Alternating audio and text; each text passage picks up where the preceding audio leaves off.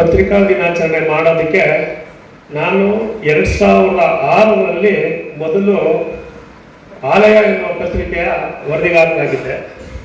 ನಂತರ 2008ರಲ್ಲಿ ಕನ್ನಡ ಹುಲಿ ಎನ್ನುವ ಪತ್ರಿಕೆಯ ಸಂಪಾದಕನಾದೆ, ಪಾಕ್ಷಿಕ ಪತ್ರಿಕೆಯ ಸಂಪಾದಕನಾದೆ.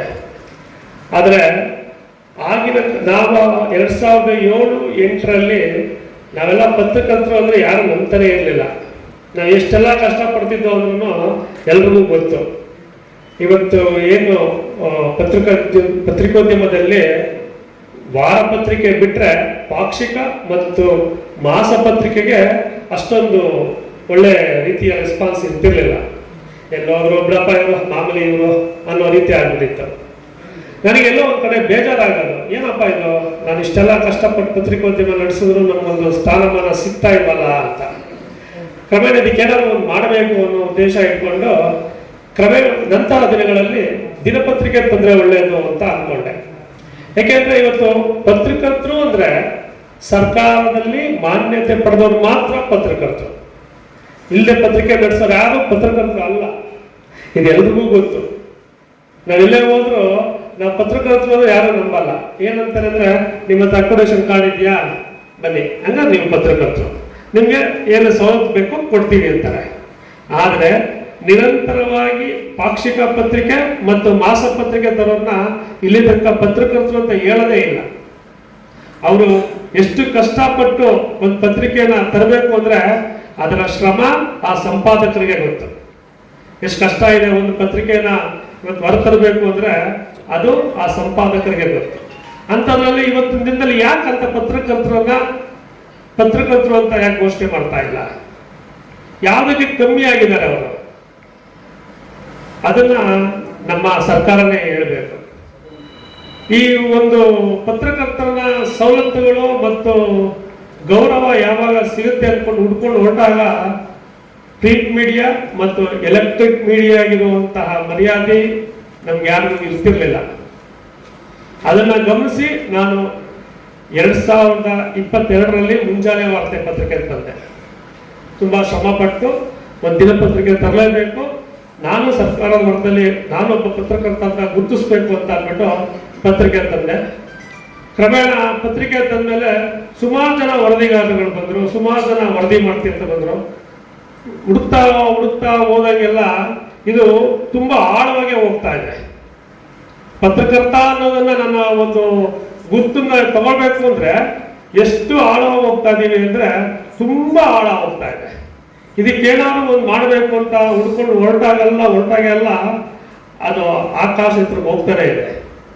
ಕಾರಣ ಇಷ್ಟೇ, ನಮ್ಮ ಪತ್ರಕರ್ತರಿಗೆ ಸರಿಯಾದ ರೀತಿಯ ಗೌರವ ಸಿಗ್ತಾ ಇಲ್ಲ.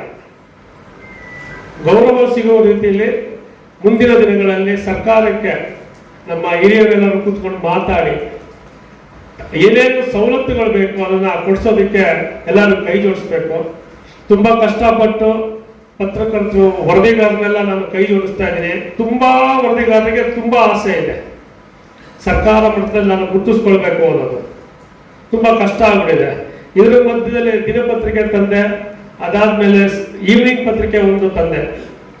ಅದು ಇವತ್ತು ನನ್ನ ಹತ್ರ ಒಂದು 30 ಜನ ವರದಿಗಾರರು ಕೆಲಸ ಮಾಡ್ತಿದ್ದಾರೆ. ಅದು ನನಗೆ ತುಂಬಾ ಖುಷಿ ಆಗ್ತಿದೆ.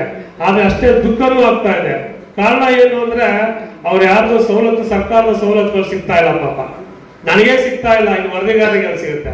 ನನ್ನಂತಹ ದಿನನಿತ್ಯ ಪತ್ರಕರ್ತರಿಗೆ ಒಂದು 5,000 ಜನ ಇದ್ದಾರೆ. ದಿನನಿತ್ಯ ಪತ್ರಿಕೆ ಮುದ್ರಣ ಆಗ್ತಾನೆ ಇದೆ. ಆದ್ರೆ ಅವ್ರಿಗೆ ಯಾವುದೇ ಸರ್ಕಾರದ ಸವಲತ್ತುಗಳು ಸಿಗ್ತಾ ಇಲ್ಲ. ನಿರಂತರವಾಗಿ ಪತ್ರಿಕೆ ಮುದ್ರಣ ಮಾಡ್ತಾ ಇದೀವಿ. ಯಾಕೆ ನಮ್ಮನ್ನ ಮೀಡಿಯಾ ಲಿಸ್ಟ್ ಸೇರಿಸ್ಕೊಳ್ಳಲ್ಲ? ಎಲ್ಲಾ ದಾಖಲೆಗಳು ಕೊಡ್ತೇವೆ, ಆದ್ರೂ ಸೇರಿಸಲ್ಲ. ಅದಿಲ್ಲ ಇದಿಲ್ಲ ಹಂಗೆ ಹಿಂಗೆ ಅಂತ ಹೇಳಿ ಕಳಿಸ್ತಾರೆ ಹೊರತು ನಮ್ಮನ್ನ ಯಾರು ಗಣನೆಗೆ ತಗೋತಾ ಇಲ್ಲ. ಆದರೆ ಉಳ್ಳವರು ನಿರಂತರವಾಗಿ ಇರುವಂತಹ ಮುಖ್ಯ ಪತ್ರಿಕೆಗಳಿಗೆ ವರದಿಗಾರ ನಾಳೆ ಸೇರ್ಕೊಂಬಿಡಿ, ವರದಿಗಾರ ರಿಪೋರ್ಟ್ ಬಂತು ಅಂದ್ರೆ ಮಾಡಿದ್ರೆ ನಿಮ್ಗೆ ಅಕೊಮಡೇಷನ್ ಕಾರ್ಡ್ ಬಂತು. ಅವ್ರು ಏನು ಕೆಲಸ ಮಾಡಲ್ಲ, 4 ವರದಿ ಮಾಡಿರ್ತಾರೆ. ಆ 4 ವರದಿಗೆ ಅವ್ರಿಗೆ ಆಲ್ರೆಡಿ ಅಕೊಮಡೇಷನ್ ಕಾರ್ಡ್ ಬಂತು, ತಗೊಂಡು ಹೋಗ್ಬೋದು. ನಾವು ವರ್ಷಾನುಗಟ್ಟಲೆಯಿಂದ ನಿರಂತರವಾಗಿ ಪತ್ರಿಕೆಯನ್ನು ಮುದ್ರಣ ಮಾಡ್ತಾನೆ ಇದ್ದೀವಿ. ಆದರೆ ನಮಗೆ ಮಾತ್ರ ಇನ್ನು ಗಣನೆಗೆ ತಗೋತಾ ಇಲ್ಲ. ಈ ಎಲ್ಲ ಒಂದು ಗಮನಿಸಿ ನಾನು ಪತ್ರಿಕೋದ್ಯಮ ನಡೆಸ್ತಾ ಇದ್ದೀನಿ, ಕಷ್ಟಪಡ್ತಾ ಇದ್ದೀನಿ. ದಯವಿಟ್ಟು ನಾನು ಇವತ್ತೇನು ನಮ್ಮಲ್ಲಿ ಇರುವಂತಹ ಹಿರಿಯ ಪತ್ರಕರ್ತರಾದಂತಹ ಜಾನ್ಗಡೆ ವೆಂಕಟರಾಮಯ್ಯನವರು ಆಗ್ಬೋದು, ಸಿದ್ದರಾಜು ಸರ್ ಆಗ್ಬೋದು, ಕೇಳ್ಕೊಳ್ಳೋದಿಷ್ಟೇ, ಇವತ್ತು ಏನು ನಿರಂತರವಾಗಿ ಪತ್ರಿಕೆಗಳನ್ನ ತರ್ತಾ ಇದ್ದಾರೆ ಅವ್ರನ್ನೆಲ್ಲ ಒಂದು ತಕ್ನಿಗೆ ಹಾಕೊಂಡು ನೀವು ಅವ್ರನ್ನೆಲ್ಲ ಕರ್ಕೊಂಡು ಹೋಗಿ ಸರ್ಕಾರಕ್ಕೆ ಏನು ಮನವಿ ಮಾಡಿ ನಮ್ಮಂತಹ ನಿರಂತರ ಮುದ್ರಣ ಪತ್ರಕರ್ತರಿಗೆ ಒಂದು ಸವಲತ್ತುಗಳನ್ನ ಸಿಗುವ ವ್ಯವಸ್ಥೆ ಮಾಡಬೇಕು.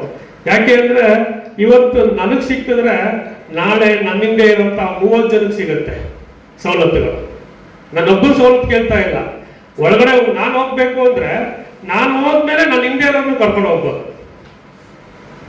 ದಯವಿಟ್ಟು ನನ್ನ ಒಳಗಡೆ ಕರ್ಕೊಂಡು ಹೋಗೋ ವ್ಯವಸ್ಥೆ ನನ್ನನ್ನ ಅಂತಲ್ಲ, ನನ್ನಂತಹ ಸುಮಾರು ಪತ್ರಿಕೆಗಳಿವೆ.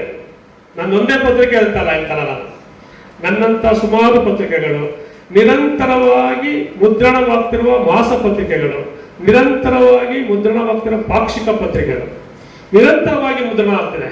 ಯಾವುದೇ ಸರ್ಕಾರದ ಜಾಹೀರಾತು ಪಡೆಯದೇ ನಿರಂತರವಾಗಿ ಪತ್ರಿಕೆ ನಡೆಸ್ಕೊಂಡು ಬರ್ತಾ ಇದ್ದೀವಿ.